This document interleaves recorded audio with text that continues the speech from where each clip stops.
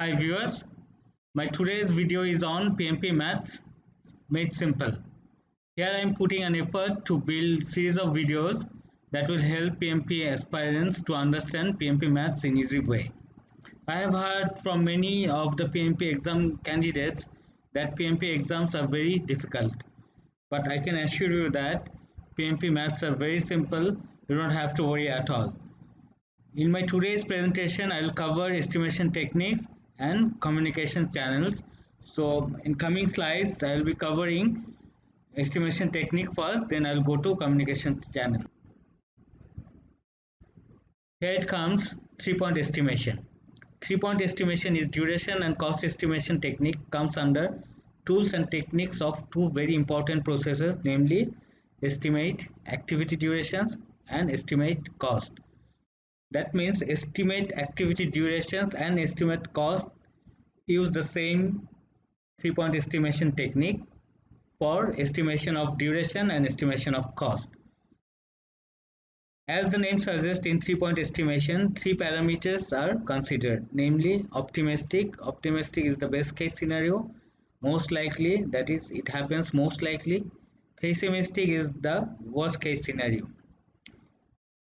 So two different formulas under 3-point estimations are triangular distribution and beta distribution. In next couple of slides, I will discuss both these triangular distributions and beta distribution. Triangular distribution. Triangular distribution uses the very simple formula, that is O plus M plus P divided by 3, that is very simple average. For example, once traveling from point A to point B, generally it takes 7 hours, but in case of best scenario, that is in good traffic condition, it takes 5 hours, and in worst case like very high traffic jam, it takes 12 hours. Question is calculate duration using triangular distribution. So the formula is O plus M plus P divided by 3. Here O is 5, M is 7, P is 12, O indicating optimistic, M is most likely and P is pessimistic. So the duration calculation using triangular distribution is 5 plus 7 plus 12 divided by 3, that is 8. Beta distribution or PERT. Beta distribution is also known as PERT. PERT is that program evaluation review technique. So beta distribution and PERT use the same formula. So if in a question it comes either you solve it using beta distribution or PERT, it is the same. Don't get confused with the different names. Both the names indicating the same formula, that is O plus 4M plus P divided by 6. So the difference here from triangular distribution is that more weightage is given to most likely parameter to get more precise result. Let us consider the same example solved for triangular distribution in previous slide. So once traveling from point A to point B, generally it takes 7 hours, but in case of best scenario, that is in good traffic condition, it takes 5 hours, and in worst case like very high traffic jam, it takes 12 hours. So the question is calculate duration using beta distribution. Solution is that formula used for this is O plus 4M plus P divided by 6. Here O is 5, M is 7 and P is 12. O is the optimistic, M is most likely, P is pessimistic. So duration calculation using beta distribution is 5 plus 28 plus 12 divided by 6, that is 7.5, and it is more precise. Now a very important topic, how to read O, M, P value from the question easily. Here is a trick to read the values of O, M and P easily from the question. Generally, optimistic value tends to be the smallest value. Pessimistic value tends to be the highest value. And most likely value tends to be between optimistic and pessimistic values. So in PMP exams, we might run out of time. So to save the time, in most cases, we may apply this trick to find out the O, M and P value easily from the question. Standard deviation. It's a very important calculation that might come in the exam. So standard deviation is deviation from standard and calculated as P minus O divided by 6, where P is the pessimistic value, whereas O is the optimistic value. Let us consider the same example solved for traveling from point A to point B generally takes 7 hours, but in case of best scenario, that is good traffic condition, it takes 5 hours, and in worst case like very high traffic jam, it takes 12 hours. Calculate standard deviation. So solution is very simple, that is formula is P minus O divided by 6. Here O is 5, M is 7 and P is 12. So the standard deviation is the 12 minus 5 divided by 6, that is 7 by 6 is 1.167. So in your exam standard deviation might come also. So if it comes, you use this simple formula P minus O divided by 6. Sample question. Here is a sample question for you. That is, an IT company is taking up a project of ERP system development.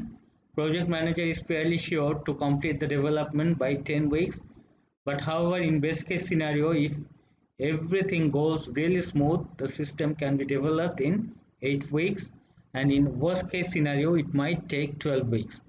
What could be the duration estimate using PERT technique?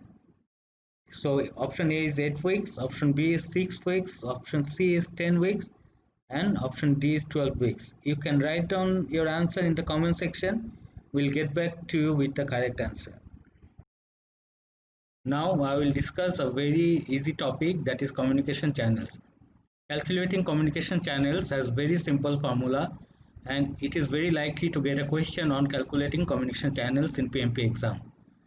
Formula is n into n minus 1 divided by 2, where n is number of members. Understanding communication channels. Members within a team are required to make communications to each other. As you know, 90% of the tasks of a project manager is communication. Communication channels are the line of communications established within the members. Now I will show the communication channels established between 4 members. A, B, C, D are 4 members. So now I'll draw the communication channels established between these 4 members. Then you will easily understand the count of communication channels. See 1, 2, 3, 4, 5, 6. These are the 6 line of communications established within these 4 members. So if we calculate it with the formula now, so you will see this, if we use this formula, n into n minus 1 divided by 2 is coming 6. So it's very simple that the line of communications established between the members are the number of communication channels. Sample question on communication channels. You are a project manager of an IT project and you have 70 members. Recently 4 members joined the team. How many new communication channels have been added? Option A 40, option B 38, option C 34 and option D 20. The answer is B here.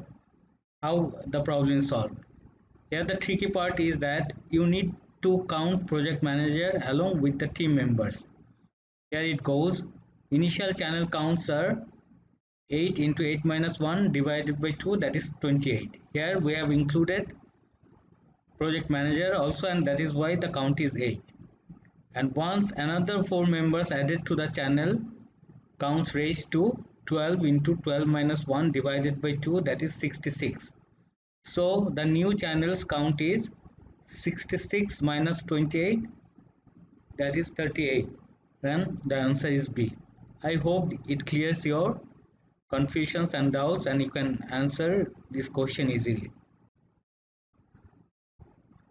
Now another sample question for you. As a project manager, you are managing a team of 7 members. It is required to communicate with one subject matter expert to resolve some technical issues. What are the total number of communications channels? A 36, B 28, C 30, D 20. You may write down your answer in the comment section. We'll reply you with the correct answer. Thanks again for your patience hearing. If you like my video, please hit the like icon and please subscribe my channel to get notifications on new videos. It will also inspire me to create new videos for you on PMP Maths. You can follow the links of my previous videos on the PMP exam tips and techniques given in the description box. Thanks again.